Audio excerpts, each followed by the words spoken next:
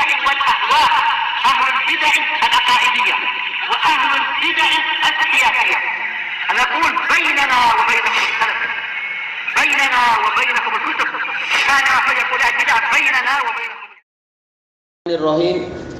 Qala al-Imam an-Nawawi rahimahullahu taala, Al-babu sadisu wal ishrun ba'dal mi'ah. Bab yang ke-126, bab istihbabil ibtida'i bil yamin fil libas. Bab disunnahkannya memulai dengan yang kanan di dalam berpakaian. Hadzal bab qad taqaddama maqsuduh.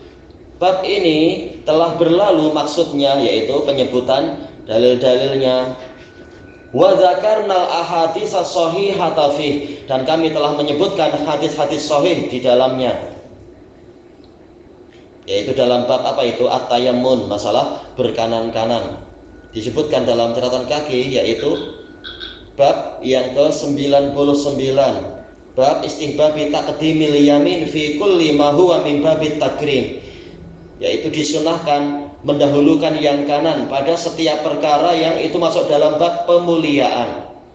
Nomor hadisnya adalah 763 dan yang setelahnya. Iya, kembalinya kepada hadis Abi Hurairah radhiyallahu anhu, yaitu apa? Idza tawadda'tum fabda'u bi ayaminikum wa idza labistum fabda'u bi ayaminikum. Demikian pula hadis idza ta'atum fabda'u bi ayaminikum.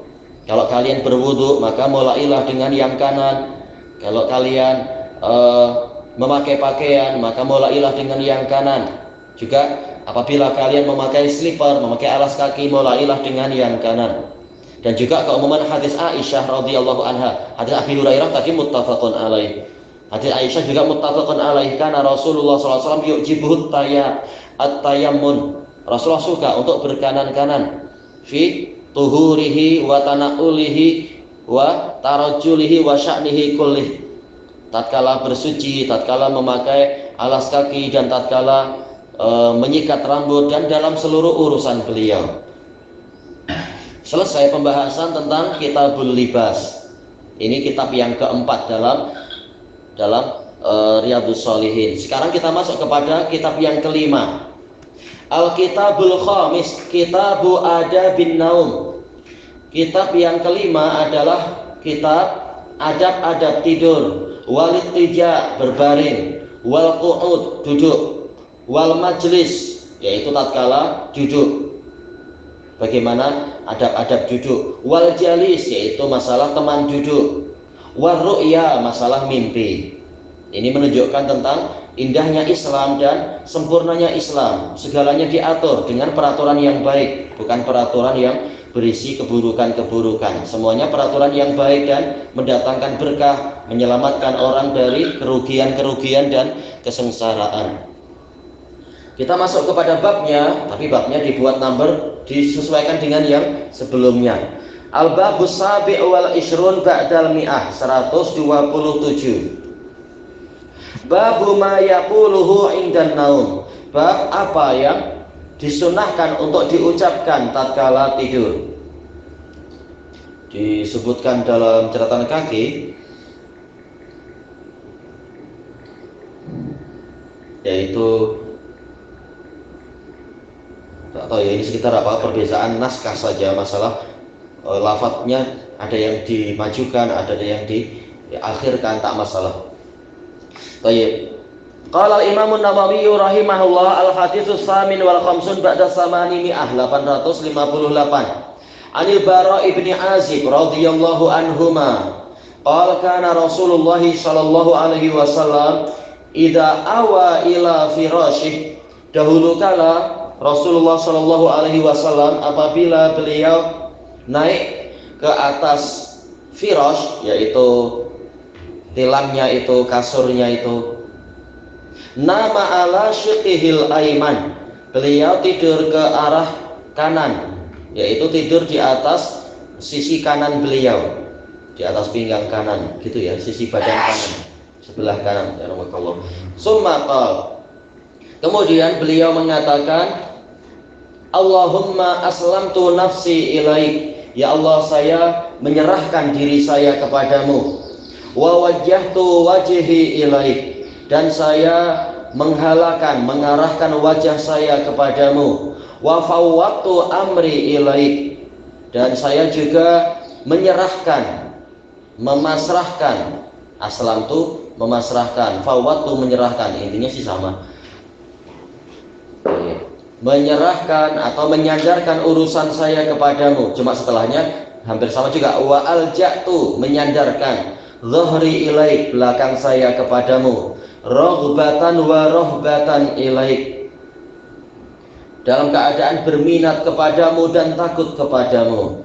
La malja'a wa la manja minka illa ilaik, tidak ada tempat bernaung dan tidak pula ada tempat berlindung darimu kecuali kepadamu. Amantu bi kitabikal ladzi anzal, saya beriman kepada kitabmu yang engkau turunkan. Wa bi nabiyyikal ladzi arsal, dan kepada nabimu yang engkau utuskan. Rawahul Bukhari bi hadzal lafaz, diriwayatkan oleh Bukhari dengan lafaz ini fi kitabil adab min sahihih, dalam kitabul adab dari sahih beliau. Wa anhu radhiyallahu an, dari Al-Bara, qala li Rasulullah sallallahu alaihi wasallam, Rasulullah sallallahu alaihi wasallam bersabda kepada saya, idza ataita majja'ak, apabila engkau mendatangi pembaringanmu, tempat untuk berbaring itu, fatawadda wudu'aka lis-shalah, maka berwuduklah seperti cara wudukmu untuk salat. Summa taji' ala syiqqikal aiman, kemudian berbaringlah ke sisi badanmu sebelah kanan. Wa qul, ucapkanlah, dan seterusnya itu. Wa dzakara nahwah, menyebutkan yang seperti itu. Wa fihi, dan di dalam riwayat yang ini, hadis yang ini, Nabi mengatakan waj'alhunna akhira ma taqul, jadikan doa tadi adalah akhir dari apa yang engkau ucapkan. Muttafaqun alaih. Tayyib. Hadis ini juga telah dilewati di dalam daras Sahih Bukhari, di dalam daras yang malam itu ya, di dalam Kitabul Wudu, di hadis paling akhir dalam Kitabul Wudu, sebagai isyarat dari Imam Bukhari bahwasanya Kitabul Wudu itu diakhiri dengan hadis yang mengisyaratkan bahwasanya akhir dari ucapan dalam sehari-hari adalah zikir kepada Allah Ta'ala dan pernyataan iman, kata Al-Habib, sekitar isyarat seperti itu. Baik, sekarang di dalam Riyadhus Shalihin ini Imam Nawawi membagi hadis itu menjadi dua sudut pandang. Sudut pandang yang pertama adalah riwayat yang menyebutkan amalan Nabi, bahwasanya Al-Bara' bin Azib Abu Umarah Al-Ansari radhiyallahu anhuma menyebutkan amalan Nabi. Kana Rasulullah sallallahu alaihi wasallam idza awa ila firasyi, bahwasanya Rasulullah sallallahu alaihi wasallam apabila beliau tidur di atas pembaringannya, firasy itu apa? Tilam atau kasurnya itu. Firas wazan fi'al bermakna maf'ul, yaitu sesuatu yang dihamparkan. Awa ini ada dua qiraah, boleh awa dengan sulasi, boleh awa dengan rubai, tapi intinya sama maknanya kali ini. Dia adalah yaitu apa? Fi'il yang lazim, bukan muta'addi untuk kali ini. Berarti tidak perlu maf'ul bih. Nama ala syitihil aiman, beliau tidur di atas sisi badan sebelah kanan. Semua pensyarah, demikian pula Imam Ibnul Qayyim rahimahullahu ta'ala di dalam kitab Zadul Ma'ad bersepakat menunjukkan ini adalah mustahab, yaitu tidur di sisi badan sebelah kanan. Di antara hikmahnya adalah agar jantung kita tidak terhimpit, karena jantung kita biasanya di sebelah kiri. Kalau kita tidur ke sisi menghala ke sebelah kiri, itu lama-lama jantung akan terhimpit. Kemudian apa bahayanya? Ya mungkin peredaran darah jadi kurang lancar dan akan mengganggu sebagian pernafasan. Dan hikmah yang lain yang disebutkan oleh Ibnul Qayyim dan para pensyarah adalah dari sisi keagamaan, yaitu kalau jantung itu terhimpit maka kesadaran akan melemah, sehingga dia akan susah untuk bangun malam, susah untuk qiyamul lail, karena terlalu terhimpit dia. Sementara kita tahu akal kita yang rajih adalah ada pada jantung.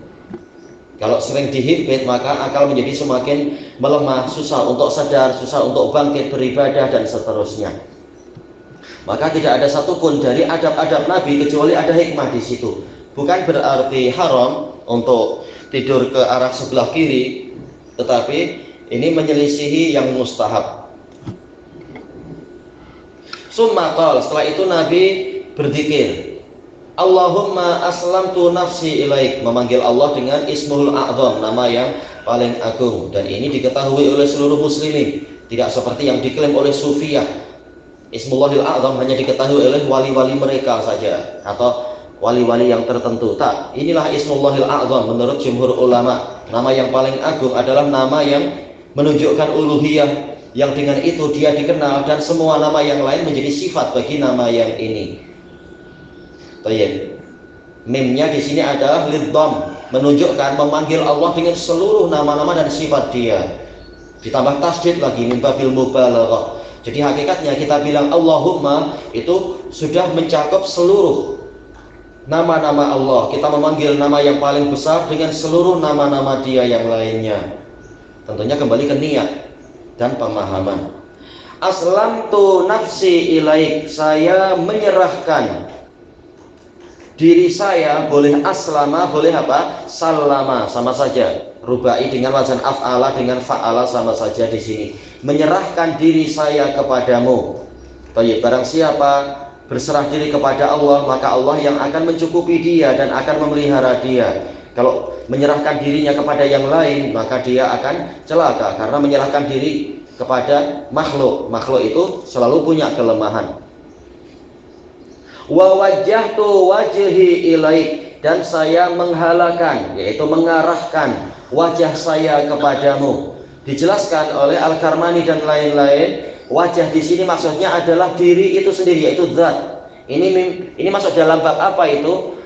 Yaitu dzikrul ba'd urida bihil kul, menyebutkan sebagian, namun yang dimaksudkan adalah semuanya, bukan hanya wajah diserahkan, diarahkan kepada Allah, sementara tangan, kaki, badan tidak. Tak, semuanya. Jadi makna wajah di sini adalah zati.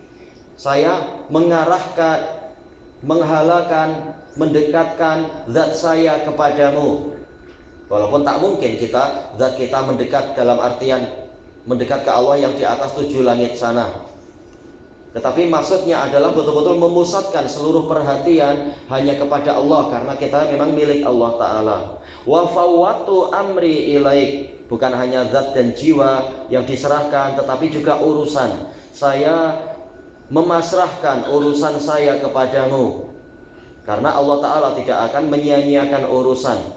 Yang penting tawakalnya kepada Dia, bukan pada yang lain. Barang siapa menyerahkan urusan pada yang lain, dia akan sering terlantar dan sering dikhianati. Wa alja'tu dhahri ilaik, saya menyandarkan belakang saya kepadamu. Kata para pensyarah, ini menunjukkan yaitu memohon kekuatan, karena dhahr itu seringkali maksudnya adalah sebagai penopang badan, sebagai penguat. Kalau tak ada dhahr, tak ada belakang, tak ada tulang belakang, bagaimana akan menjadi kuat badan?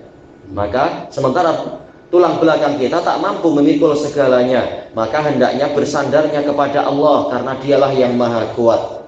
Raghbatan wa rahbatan ilaik, dijelaskan oleh Ibnu Battal dan beberapa pensyarah yang lain. Ini ada yang terhapus, takdirnya apa? Raghbatan minka wa rahbatan ilaik. Hanya saja tradisi Arab itu menghapus sebagian dari muta'aliknya, jerma-jerunya dihapus. Kalau diperinci ada raghbatan minka wa raghbatan ilaik, yaitu saya berminat, berharap kepadamu, sekaligus saya takut kepadamu. Di sini ada tauhid. Dari sisi apa? Kita memang berminat pada apa yang di sisi Allah, bukan pada yang ada di sisi makhluk. Berharap kepada Allah, bukan berharap kepada makhluk. Sekaligus takutnya kepada Allah, karena di tangannya lah kita berharap pada Allah, karena di tangannya seluruh manfaat dan keberkahan, dan di tangannya pula ada seluruh bahaya, seluruh hukuman, seluruh azab, seluruh kemurkaan. Maka kita takut kepada Allah Ta'ala. Yang lain mengatakan apa? Raghbatan ilaika, anak tadi salah kalimat ya, yaitu raghbatan, boleh raghbatan minka atau fika atau ilaik. Raghbatannya adalah raghbatan minka, takut kepadamu. Tapi tidak masalah, memang terkadang demikian, terkadang begitu. Jar-majrurnya boleh dirubah, disesuaikan. Intinya harapan dan takut hanya kepada Allah. La malja, ini juga sama, yaitu apa? La malja'a ini asalnya adalah la malja'a ila syai'in atau la malja'a minka, la malja'a ilaika wa la minka illa ilaik. Ini juga sama, jar majrurnya boleh dihapus sebagian. Tidak ada tempat bernaung kepada sesuatu, dan tidak pula tidak ada tempat untuk manja keselamatan dari hukumanmu illa ilaik, kecuali apabila bernaungnya memang kepadamu. Karena seluruh bahaya di tangan Allah, tak ada cara selamat kecuali kita berlindungnya adalah kepada Allah. Dan ini adalah pelaksanaan dari firman Allah Ta'ala, fafirru ilallah, maka larilah kalian kepada Allah. Juga sebagaimana di dalam firman Allah Ta'ala, wa dhannu alla malja'a minallahi illa ilaih, dan mereka yakin bahwasanya tidak ada tempat untuk berlindung dari Allah kecuali kepada Allah itu sendiri. Amantu bi kitabik, dijelaskan oleh Ibnul Qayyim rahimahullahu ta'ala. Ibnul Qayyim kalau tidak salah di dalam kitab beliau Al-Wabilus Shayyib, tatkala membahas hadis ini menunjukkan apa? Dianjurkan untuk kita menutup hari kita itu dengan pernyataan iman. Karena kita tidak tahu, boleh jadi ini adalah tidur kita yang terakhir dan kita tidak pernah lagi bangun. Amantu bi kitabikal ladzi anzalt, saya beriman kepada kitabmu yang engkau turunkan. Badal ini alladzi anzalta ini sebagai bayan, jelas kitabullah adalah memang Allah turunkan. Wa binabiyyikal ladzi arsalt, dan saya beriman kepada nabimu yang engkau utuskan. Ini tambahan kemuliaan. Nabi pembawa berita, sekaligus posisi beliau adalah rasul, pembawa risalah. Berbeda kalau binabiyyikal ladzi bi rasulikal ladzi arsalta, ini hanya satu posisi rasul. Tetapi binabiyyikal ladzi arsalta, gabungan antara nubuwah dengan risalah. Baik.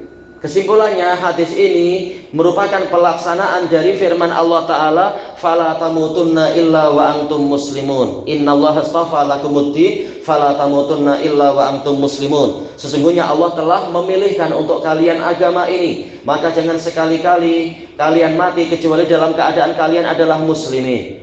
Maka hendaknya di akhir hayat itu memperbaiki dan memperbaharui pernyataan iman.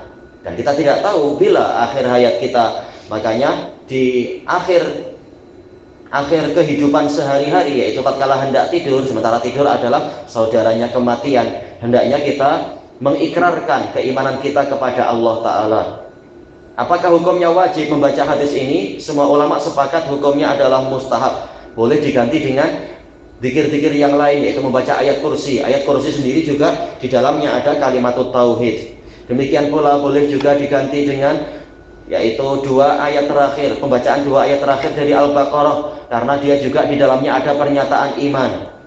Kalau menggabungkan semuanya itu bagus sekali, karena memang Nabi mengajarkan semuanya, dan Nabi tidak membatasi hanya satu zikir dalam satu malam, tapi boleh berzikir sebanyak-banyaknya, sebagaimana keumuman firman Allah Ta'ala, yaitu apa? Wadzakirin Allaha katsira wadzakirat, mereka adalah lelaki yang banyak berzikir kepada Allah dan para wanita yang banyak berzikir. Allah telah mempersiapkan untuk mereka pengampunan dan pahala yang mulia. Dan juga dalam ayat yang lain, wadkurullaha dzikran katsira, sebutlah Allah dengan zikir yang banyak. Kemudian untuk pola yang kedua dari hadis Al-Bara' bin Azib, polanya pola perintah. Kalau tadi pola pemberitaan, Nabi melakukan ini. Sekarang polanya pola perintah. Qala li Rasulullah SAW, Rasulullah SAW bersabda kepada saya, idza ataita apabila engkau mendatangi tempat pembaringanmu fatawaddo, maka berwuduklah engkau. Kata Al-Hafidz Ibnu Hajar, ini menunjukkan disunahkannya sebelum tidur kita itu memperbaharui kesucian sehingga kita tidur dalam keadaan tetap suci. Dan semuanya sepakat bahwasanya ini adalah mustahab. Wudu akalis shalah, mansubnya adalah maf'ul mutlaq li bayanin nau', yaitu jenis wuduknya apa? Bukan sekedar wuduk apa itu sekedar mencuci tangan atau mencuci muka, tapi wuduk sholat, betul-betul wuduk sholat. Baik. Kemudian summa taji ila syiqqikal ala syiqqikal aiman, berbaring ke sisi badanmu yang sebelah kanan. Ini sunnah yang disebutkan tadi juga. Kemudian zikir. Nah, disebutkan oleh Imam Nawawi dalam Syarah Sahih Muslim, di sini Rasulullah SAW menyebutkan sejumlah adab tatkala hendak tidur, yaitu berwudu, kemudian berbaring sebelah kanan. Itu amalan-amalan fisikal. Kemudian fisikal yaitu anggota badan, amalan anggota badan. Lidah juga jangan lupa untuk berzikir, zikir tatkala hendak tidur. Baik. Nah, untuk anak-anak diajari secara bertahap. Yang paling mudah lebih dahulu Bismika Allahumma amutu wa ahya. Itu pun cukup untuk anak-anak. Itu pun kadang anak-anak lupa kan. Doa tidur baca apa? Allahumma inni a'udzubika minal khubuthi wal khaba'ith. Nah, mau tidur di mana? Lupa, tidur di tandas. Nanti diganggu setan. Tidur di bilik biasa aja kadang setan mengganggu kalau kita tidak zikir baik-baik. Tayyib ilahuna wallahu a'lam.